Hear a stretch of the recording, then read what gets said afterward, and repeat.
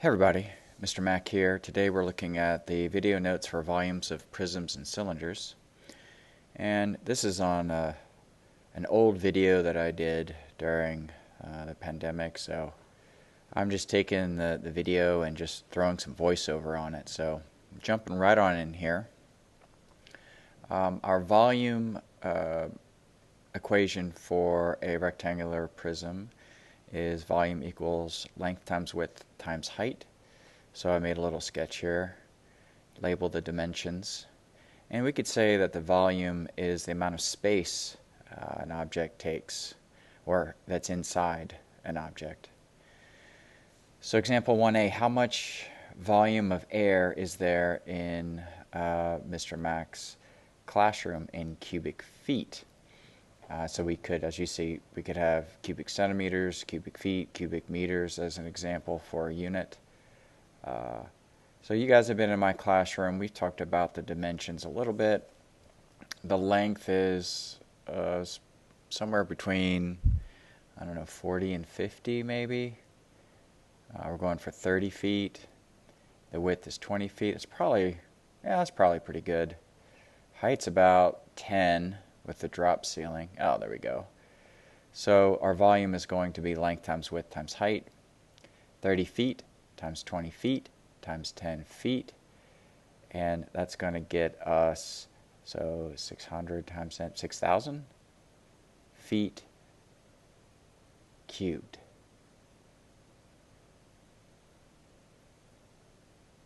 Okay, so notice cubic feet as one of our units for volume. So if we know how much air there is in cubic feet, how much air would there be in cubic inches? So remember when we converted to square inches, we ran into the mistake of not squaring the unit. So there are 12 inches in 1 foot, and we talked about that there's 144 inches squared in 1 foot squared, but we have to remember here that we have to cube the dimensions. So we actually need to do 12 inches cubed if we're going to get the correct number of cubic inches in 1 cubic foot.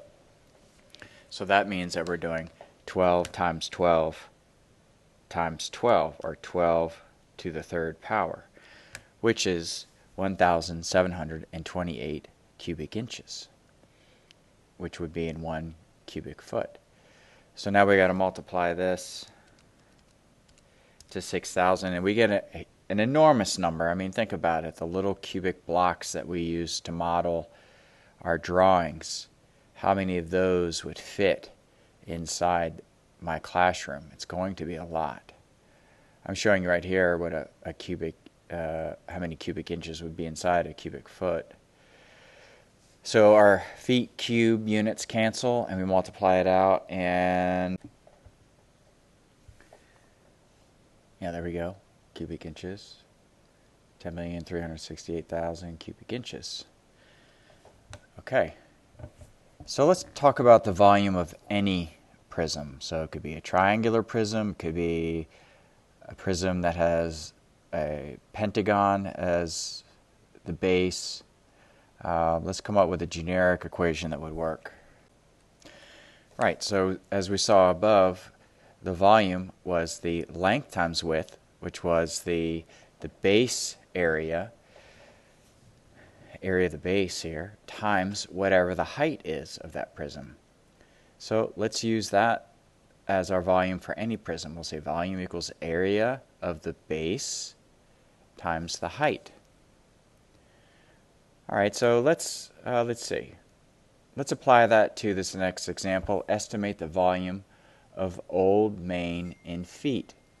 So Old Main looks like an E or an M, depending on how you're looking at it. And we have the portico, we have the north and the south steps. But let's just look at this from the standpoint of not complicating with the roof and all these other shapes, but that is just a prism that has a footprint that makes this E shape. So we're going to find the volume by estimating the area of this footprint, and we'll estimate what the height is.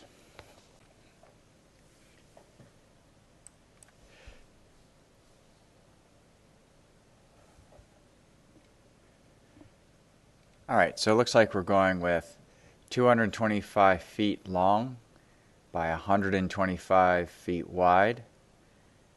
And maybe these little cutout sections here where the parking lot is on the inside as being 75 by 40. So the area of our base is going to be length times width of the large rectangle minus the two smaller rectangles. So 225 times 125 minus 2 times 75 times 40. And crunch that in the calculator, and we'll get an area of the footprint of this building. You know, footprint leaves an indentation into the ground from our foot, right? So we can say the building leaves this imprint into the ground, and this is the area from which we're building our formula. So we've got 22,125 square feet, and all we have to do is multiply that by what our height is of Old Main. Looks like we're just going to round this down to 22,000. And we're saying that Old Main is about 100 feet tall. That's probably a little bit of a high estimation. It's probably closer to 80. But we're making estimations here, so that's going to give us around, what do we got? 2,200,000 cubic feet. So in this next example, we have a triangular tent, one of those old school tents. And this time, since the tent is on its side like this, we could say that the area of the base is the face of this tent. So it's a triangle. And we know the base and we know the height as 4 and 3. And the height in this case is the length through which this triangular area is projected through.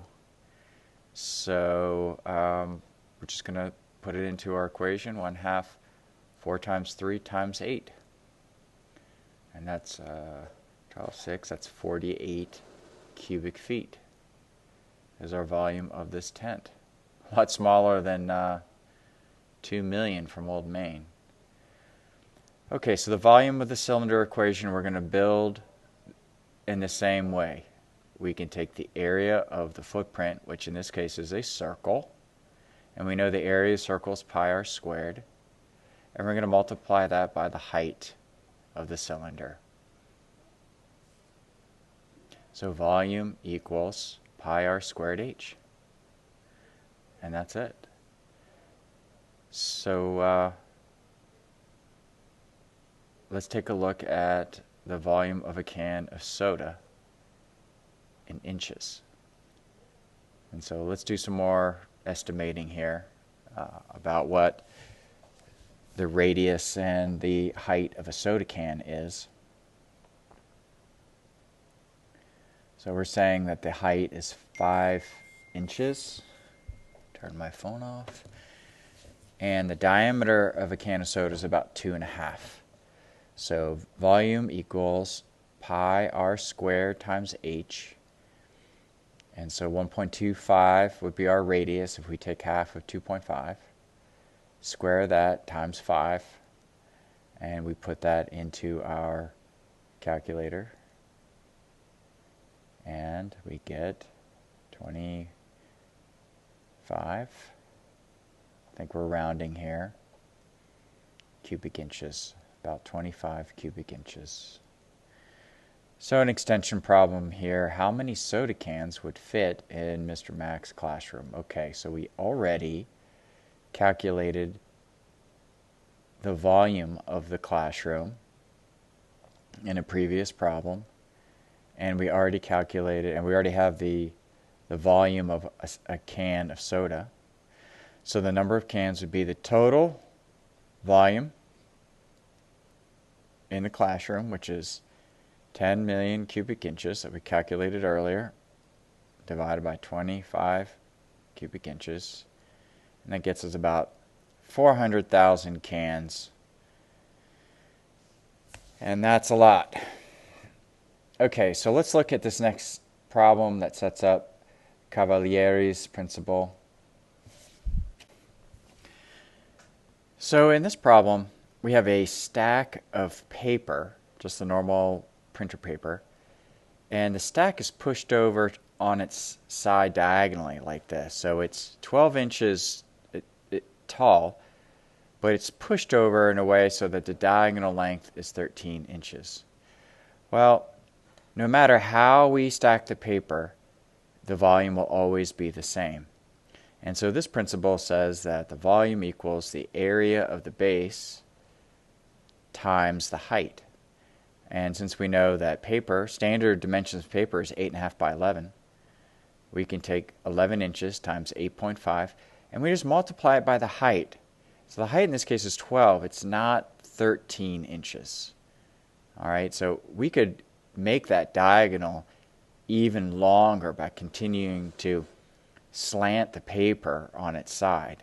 But we're not increasing or decreasing the amount of volume that the paper contains. So it's still always whatever that vertical height is, the height that is perpendicular to the base. And that's what Cavalieri's principle is. Basically says that as long as the cross-section of the shape does not change, so as we go from the bottom to the top, it remains the same cross-sectional shape, circle, square, or rectangle, or triangle, that we can just multiply the area of the base times the height. Okay, we're going to use the same idea here with this crazy looking example. Almost looks like a culvert that's been slanted. We're going to look for the volume here and applying this principle. So we have a oblique prism, so it means it's not a right angle prism, and we have a cylinder that's cut out of it. Okay, so the volume total is going to be the, let's see what I'm doing here, area of the base times the height minus pi r squared h. Well, okay, so pi r squared h is the cylinder's volume, and the area of the base times the height, we're talking about this prism here. So volume of the prism minus volume of the cylinder. All right. So what is the area of the base? So the area of the base for a prism here, rectangular prism, is going to be length times width. And it looks like the length through the prism is going to be 6 centimeters, and the width is 8. So this is an 8 by 6 area. It has a height of, here's the thing, the tricky thing that could get you. The height is not 7. It's not the diagonal length along that lateral face. It's the vertical height from the bottom to the top, which is 5 centimeters. So that is the volume part of the prism. Now we just have to subtract the volume of the cylinder, which is pi times 2 centimeters squared. And it's pushed through the entire width there of the prism, so that's 6 centimeters. And it's all set up, so just go to the calculator. 8 times 6 times 5, and then we subtract pi times 2 squared times 6. And we get 164.6 cubic centimeters. Okay, very good. I think that's it. And I adapted this video from before. It used to be 45 minutes long, and hope that's shorter. And I hope all of that makes sense. And we'll work together on the practice set soon. All right, guys. See ya.